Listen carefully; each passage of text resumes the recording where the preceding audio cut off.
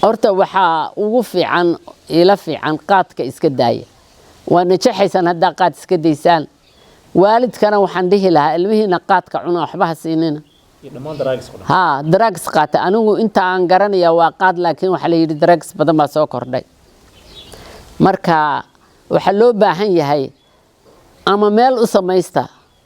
meelal dadka waxa lagaga daweeyo macaqaadka lagaga daweeyo waxaan u maleynayaa meelo waa jiraan Somaliland iyo Garowe iyo meelaha waxba jira barani waxba mala gabdhaha hadda aad sana 2 sano 3 sano lacag ururin ku jirayo rabay mental health inay wax u sameeyaan caafimaadka maskaxda inay wax ka qabtaan gabdhahaasuna waa dadaalayaan in la dadaalo baa fiican oo reer Mareykan iyo ah u badan Mareykan iyo Yurub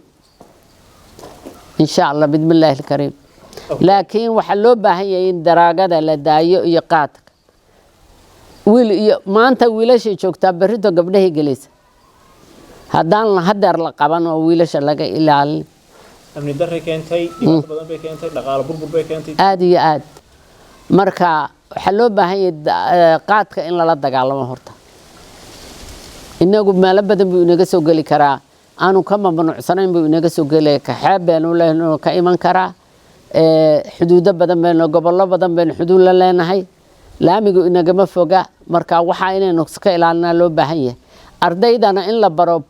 community policing police in la baro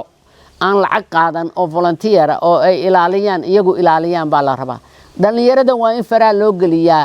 wadanka wixii la rabo in laga bedelo inay ka bedelaan haddii dhalinyaradu volunteer tahay oo iyagu habeen iyo maalin ilaalinayaan gaariga qaad soo galiyay iyo gaariga khamri soo galiyay waxa ilaalinaya oo booliiska la shaqeynaya oo la kaashanayaan wax badan baa qabsoomay waliba iskuuladaan dhihi lahaa la shaqeeya booliiska taageer barnaamijyada iyo waxqabadyada xarunta hadaf kalena xiriir lambarada oo isku qoran